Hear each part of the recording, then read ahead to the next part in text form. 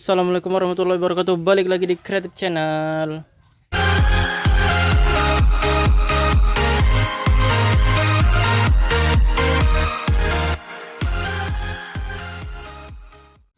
Oke guys, balik lagi di Sentra Rumah Jamur Insan Serbelawan, channel inspirasi, motivasi, dan semangat untuk berwirausaha ya guys.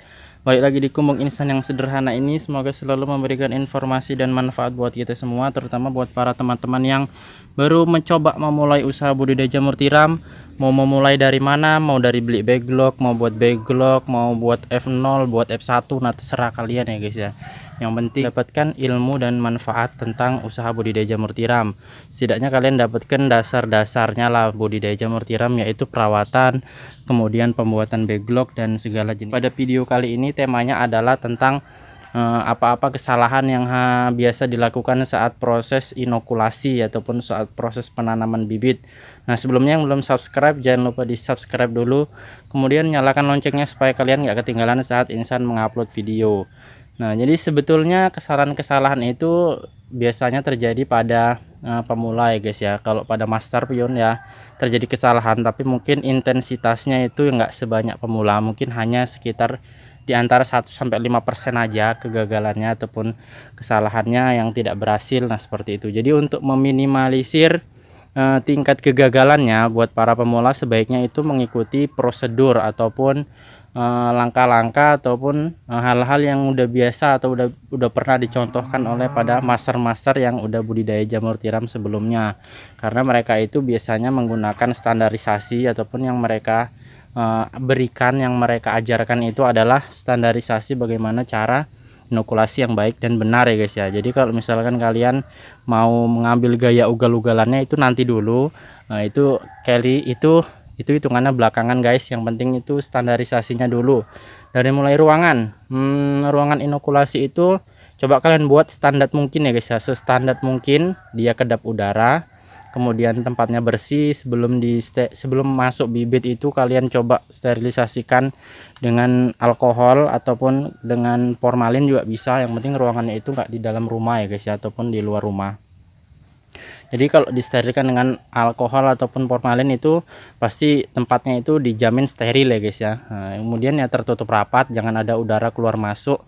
Nah, jadi di sini Insan memberikan versi standarnya dulu lah, nggak usah Insan lihat dari tempat inokulasi Insan ya guys ya, itu jauh dari kata standar. Nah, tapi karena memang ya udah ambil ugal-ugalannya aja, memanfaatkan apa yang ada. Nah, jadi ya udah Insan gunakan yang seadanya. Tapi kalau kalian masih pemula, dulu Insan juga pemula guys, Insan buat standar mungkin ya guys ya, standar mungkin dalam sebuah kamar. Nah, jadi disterilisasi dengan alkohol. Kemudian sediakan api bunsen, kemudian sediakan spatula, kemudian sediakan alkoholnya, jangan lupa bibitnya F2 nya. Nah, jadi kalau soal inokulasi udah pernah Insan buatkan videonya, jadi nggak perlu ada tutorial lagi ya. Kalian coba aja tonton ataupun coba cari-cari di channel Insan ini, udah ada juga tutorial cara inokulasi yang cepat, yang steril. Jadi Insan ceritakan gambarannya aja dulu lah. Pertama ya, mulut botolnya itu dipanaskan di api bunsen, kemudian ruangan disemprot dulu dengan alkohol setiap sekitar 10 atau 15 kali nanam backlog, itu disemprot lagi di sekitar api. Nah, kalau standarisasinya Insan seperti itu dulu ya guys ya. Jadi kita cerita standarisasi dulu saat masih pemula. Nah, kemudian kesalahannya biasanya yang pertama ya, kalau misalkan untuk standarisasi tadi ya menggunakan masker ya guys ya. Jadi jangan mengikuti gaya-gaya ugal-ugalan master-master yang sekarang ya guys ya. Dari masker, kemudian semprot tangan, menggunakan baju dan pakaian yang bersih, celana juga bersih. Usahakan jangan bau keringat, apalagi sampai terkena bakteri-bakteri ataupun baju-baju lama ya guys ya. Sekali lagi kita ini bahas standarisasinya supaya memang bibit kalian itu benar-benar bagus, yang backlog kalian yang kalian tanam saat itu bagus. Jadi kita bicarakan soal standarisasinya. Kalau mau ugal-ugalan itu sekali lagi Insan bilang nanti guys, ditahan dulu ugal-ugalannya. Jadi kalau masih mau coba pertama ataupun masih tahap pembelajaran, coba gunakan yang standarisasinya lagi. Kemudian masalah yang berikutnya, kendala yang biasanya dilakukan saat inokulasi itu lakukan dengan cepat guys. Lakukan dengan cepat, jangan usahakan secepat mungkin tapi tetap steril ya guys ya. Untuk pemula usahakan satu botol saus itu gunakan untuk 25 maksimal untuk 25 backlog guys. Lebih baik diantara 20 sampai 25 kalau untuk pemula, supaya intensitasnya kalau terjadi kontaminasi pun bibit masih agak cukup banyak, jadi miselium masih kuat, masih tajam untuk memakan serbuk kayu ya guys ya. Tapi kalau masih pemula kalian buat satu botol itu bisa sampai 40-50, andai kata sterilisasi kalian kurang matang, maka ya udah itu udah otomatis gagal. Bibitnya nggak terlalu kuat, nggak cukup kuat untuk menembus kayu yang belum steril itu guys. Tapi saran Insan kalau misalkan kalian masih pemula itu tadi guys, gunakan satu botol saus itu jadikan 25 maksimal 25 backlog lah, supaya itu tadi guys miseliumnya tajam. Kadang Insan pun sampai saat ini juga 25 sampai 30 log. Itu maksimal lah ya guys ya. Insan nggak mau lebih apa lagi, karena itu tadi menjaga supaya miselium kita tetap tajam yang turun ke dalam backlog. Jadi hasilnya itu tadi walaupun backlog kurang matang ataupun ada kontaminasi dari saat inokulasi, itu tetap bibitnya tetap tajam, tetap menembus si backlognya itu tadi guys. Jadi itu tips dari Insan ya guys ya.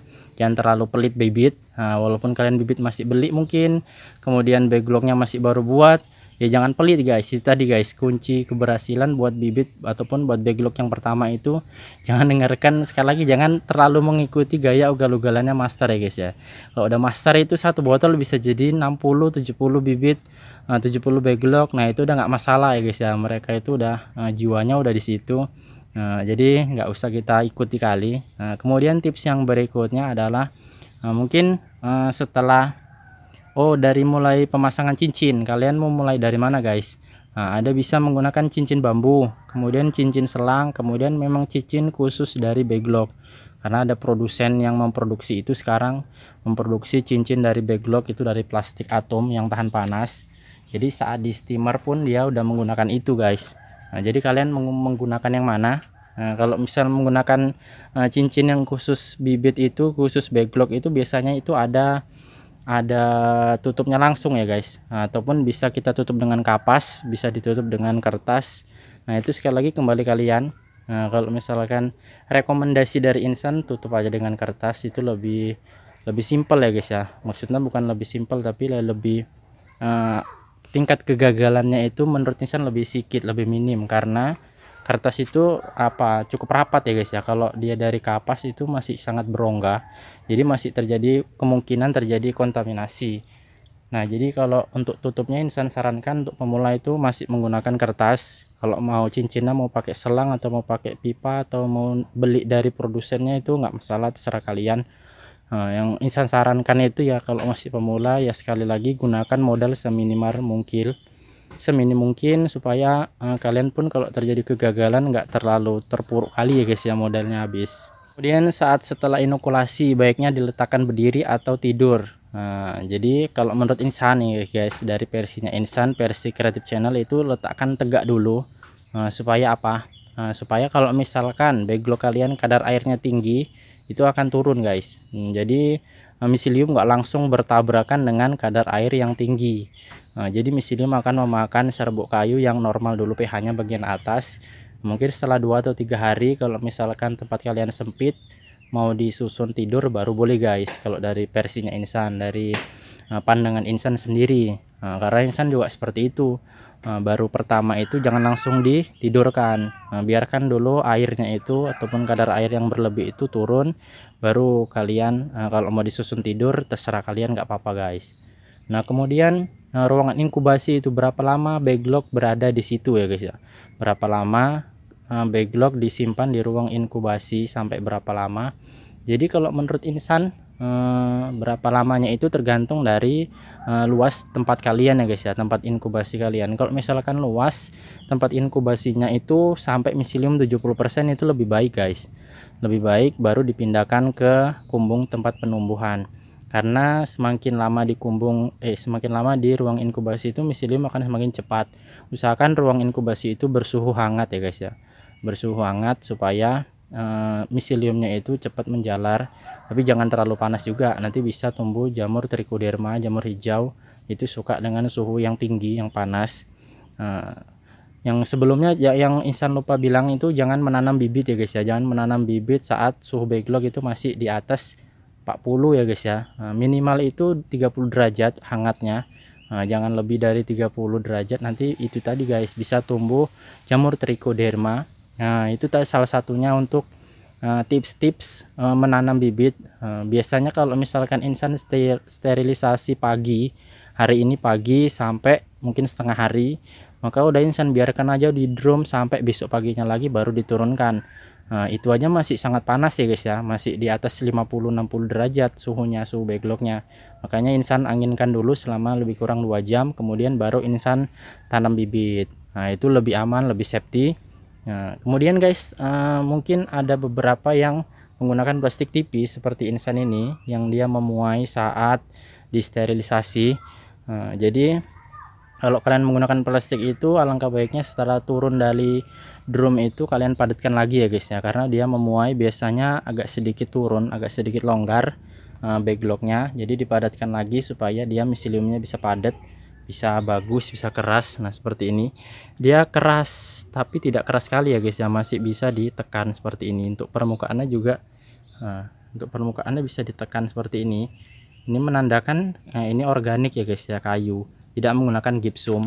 Nah jadi kalau misalkan kalian menjumpai backlog yang permukaan ini keras sekali, ditekan seperti ini aja nggak bisa tembus pakai kuku, nah itu kemungkinan ya dia mencampur media backlognya itu dengan gipsum. Buat mitra-mitra Insan, buat subscriber Insan yang baru belajar buat backlog, Insan sarankan ya lebih baik alami saja, organik saja. Kalau mau ditambah hormon ya hormon yang organik, tapi jangan menggunakan gipsum itu tadi ya guys ya, karena menurut Insan itu kurang baik, kurang alami.